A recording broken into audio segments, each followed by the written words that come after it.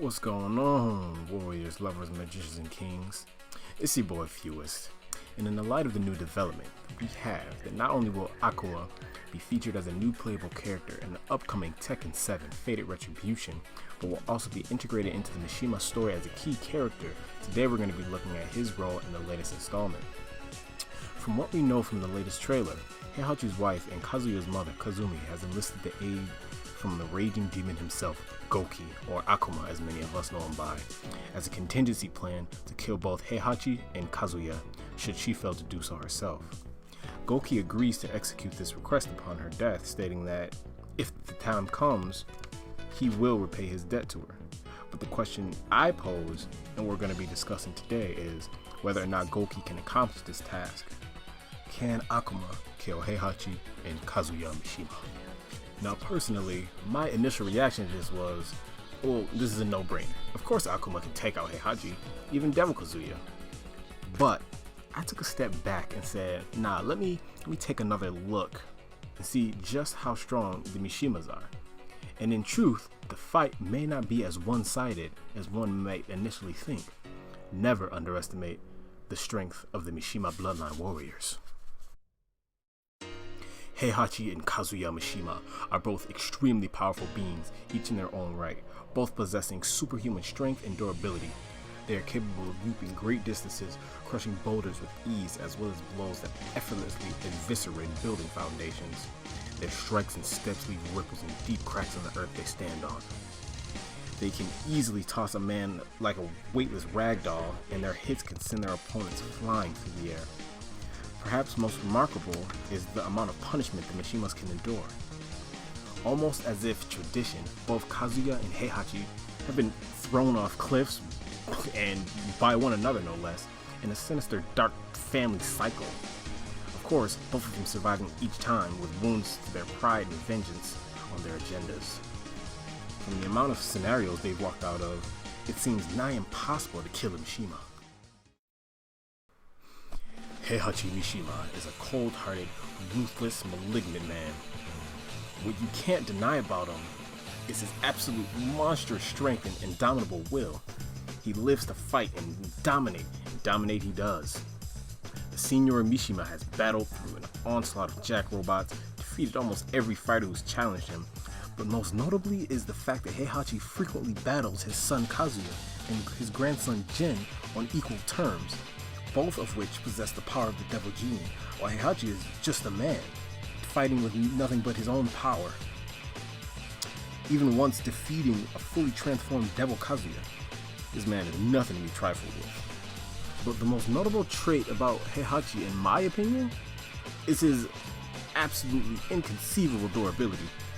I'll be frank with you guys, this guy's survivability is sickening. This man just won't die. He is relentless. On top of the fact that he crawled back up the side of a cliff after being tossed off, he's caught a bullet with his teeth, he's had his head smashed through a wall and tossed out of the structure by Devil Jin only to get up and shake his head. And during the assault of jack robots, they self-destructed directly on top of him, leveling an entire building, the rubble of which Heihachi eventually crawled out of, simply agitated.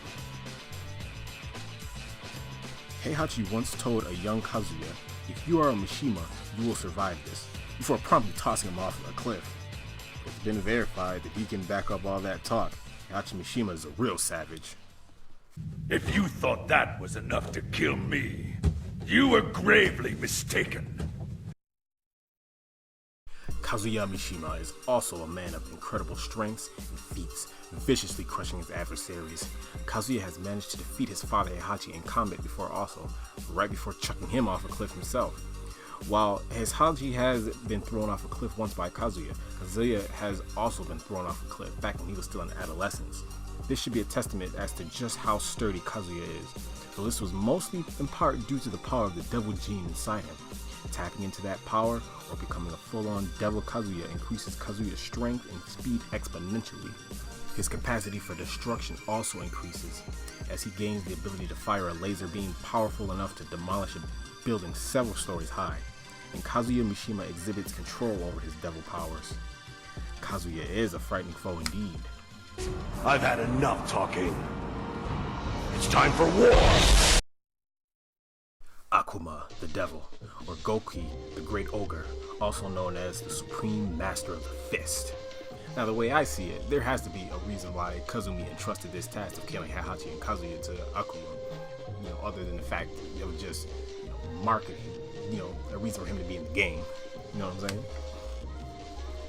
Akuma, man, he is a cold, extremely powerful warrior whose sole reason for being is to become stronger and seek out strong foes he deems worthy and fight them to the death.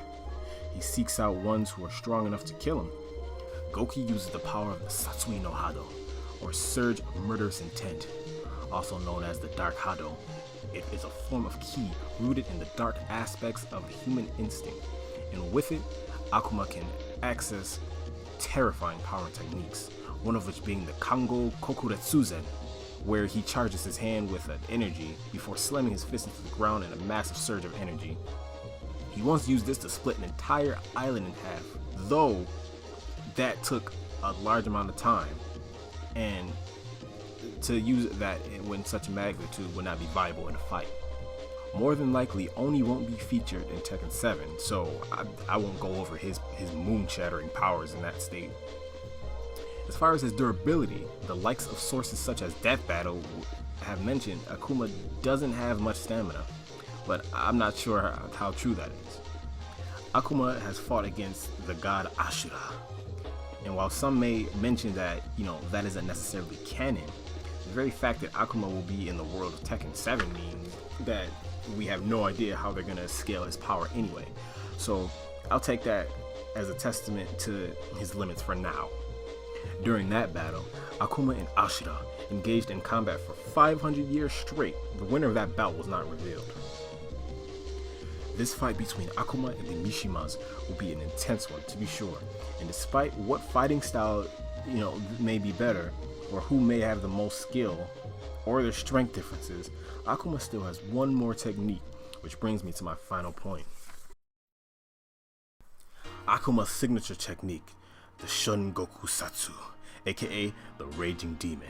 This attack is linked to the karmic forces drawn from the Satsui no Hado, channeling an infernal punishment in which the weight of the sins and evils of the victim has committed attacks their soul. Basically, as Akuma puts it, the more evil in your past doings, the more painful your death. And this especially spells doom for the insidious Mishimas, as well as possibly the devil spirit himself inside of Kazuya. There have been but 2 survivors of the Shungoku Satsu, 3 if you include the god Ashura, the other 2 being Gen and Akuma's brother Goken.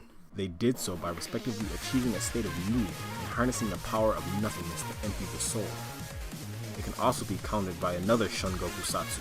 Unfortunately, the Mishimas can do neither of these things to my knowledge.